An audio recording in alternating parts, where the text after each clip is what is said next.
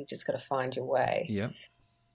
But so I was working as a business manager for creatives, and I loved the people that I worked with, but I wasn't loving the work that I was doing, which was more sort of businessy. And, I'd ended up getting into areas like IT and finance because I've got a reasonably good business brain.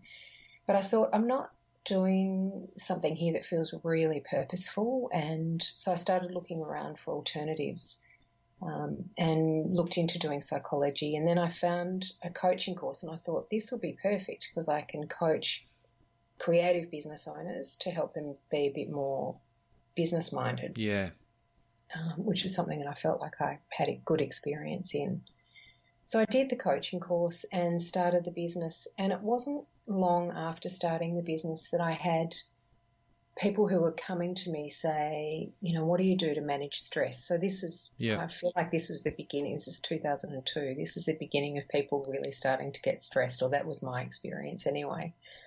Life was getting busier and people working longer hours. And I said, look, what I do is meditation. And even then, meditation wasn't big. So I'd say to people, go and look at TM, but TM was quite expensive. And so a couple of those clients asked me if I'd teach them, and it began just organically like that. I thought, I can teach them what I know. And so I started running classes, and that started to grow quite quickly. And then I had a few fairly brave corporates ask me if I'd go into their corporate. In fact, one of the first ones that asked was National Australia Bank, and teach them meditation. And you'd walk into the room and they'd be really skeptical about it. Yeah. I tried to make it very accessible and, really uncomplicated, and that did really well. And I remember adding meditation to my website. I was building my website myself back then, which I actually still pretty much do these days. And I remember thinking, I don't know if this is going to go down well with the business world, putting meditation in on a business coaching website. Because that sort of, especially back in those days, that sets you apart, I guess, good and bad, because you're putting a word out there that's really strong, that sets you as an expert in a field that isn't as well known or as well accepted in the business world as, say, for instance, it was around relationship or team building. Totally, that's right. Yeah, so I really felt like I was putting myself out on a limb, and I wrestled with it so much in those early days. One day I'd feel confident about doing it, and the next day I'd be really conflicted and think, maybe I should take it off. And, probably I would have taken it off a couple of times along the way because, it was so easy to change the website then. But again, like the calling to meditation, this call, within me, this sort of deep intuition that this is actually really what I'm meant to be doing was strong. Yeah.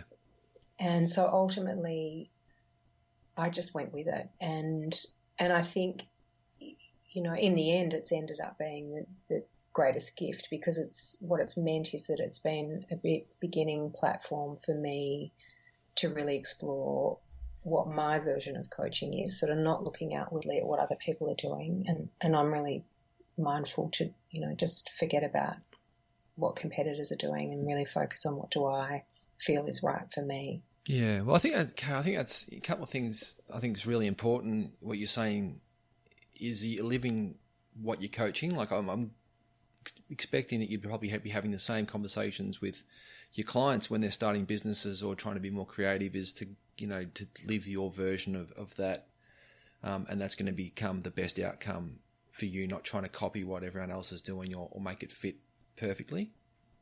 Absolutely. And I think meditation and mindfulness, having done quite a bit of it myself, it's so much information that you take from it and you find what works for you, and that's, everyone's is different. You can't just copy one teacher and try and be that teacher exactly the same. You've got to take the TM or the Vipassana or whatever it is, and find pieces that you sort of make that's yours to use and also yours to teach, if that's the case. Definitely. And I think you're absolutely right in saying that I talk to people about, and not just business owners, but individuals. So these days I work with people who are wanting to find a new direction, and usually one of the other things that I work with people on is sort of building their self-belief to pursue whatever it is that they're passionate about.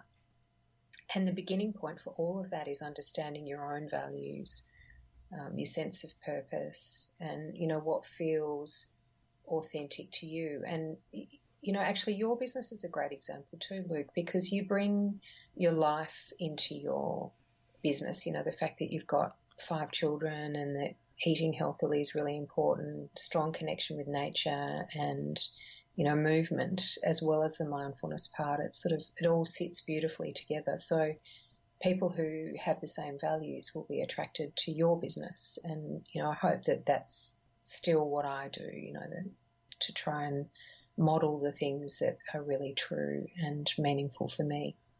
Yeah, and that's where the uniqueness comes out. And I know, speaking to you and knowing you, for a while now, that's the authenticity without trying to prescribe the authentic look. It's just what comes naturally, and then finding a nice way to deliver that people can digest, but people can actually then use, and you'll attract the audience that sits there, that wants what you've got, which you do, I think, better than anyone else in the mindfulness space, because you're really sort of clear with the simplicity of the messaging. And I'd love for you to talk about the work you've done on yourself to get that clear, and that understanding of, if you're doing a retreat or a half day or a business, that you can talk with real simplicity and clarity about what it's about and what it's going to do.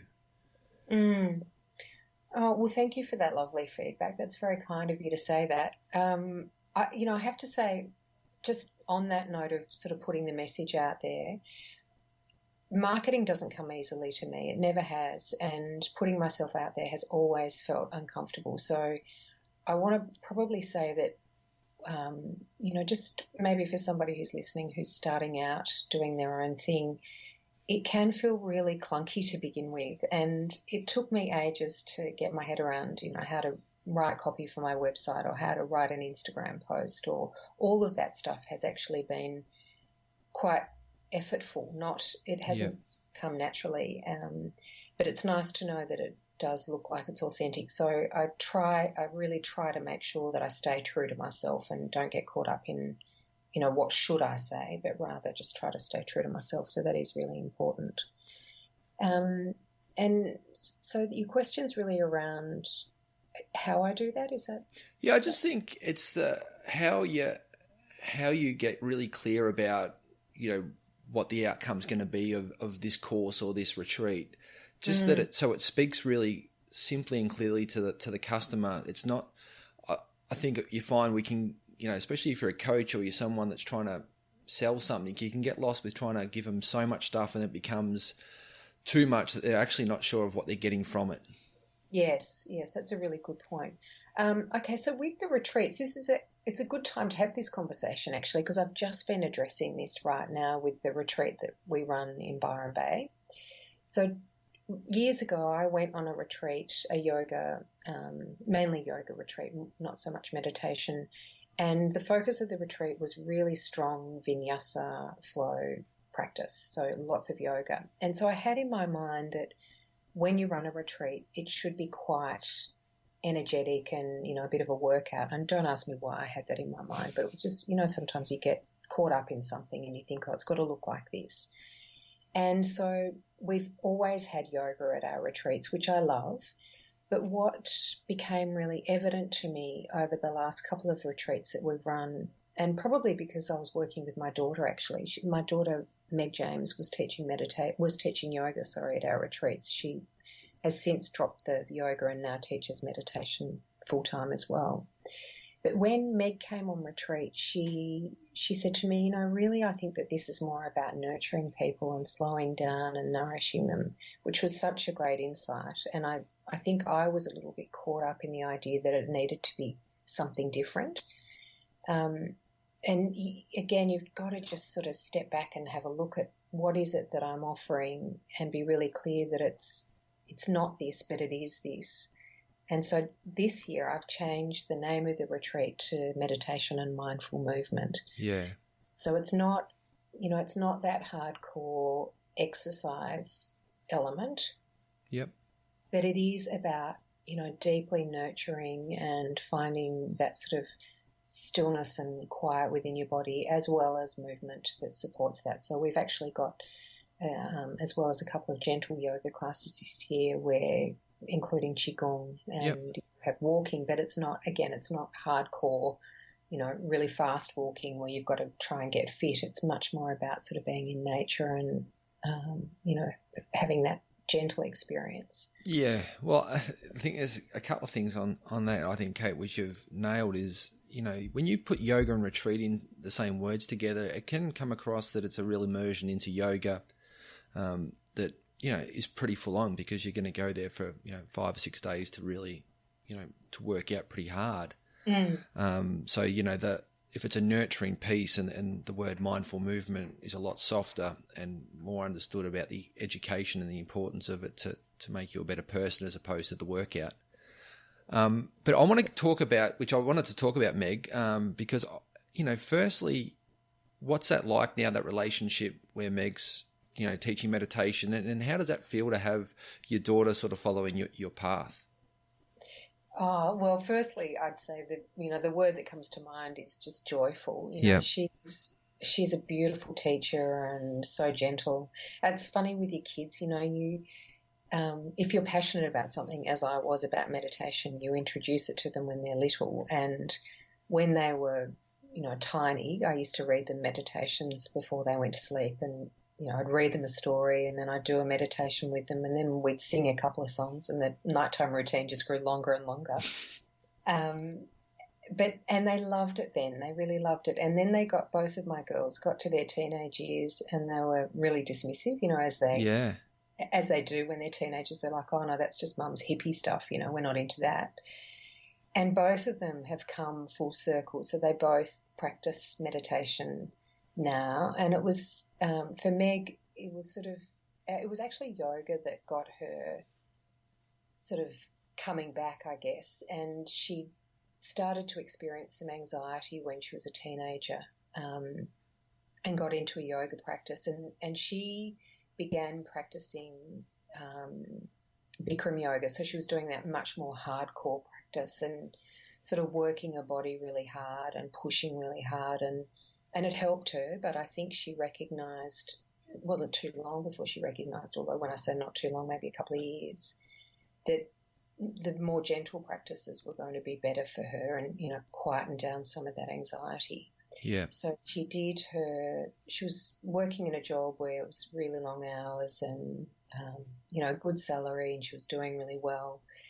But she recognised that it wasn't fulfilling her. So she did her yoga teacher training and then just took a bit of a punt and quit her job, and decided that she'd take a career break and explore the option. And, being a yoga teacher full-time is not an easy thing to do, but explore the option of teaching yoga. And not long after she started teaching, she injured her knee. Okay. Which meant that teaching yoga was actually really difficult.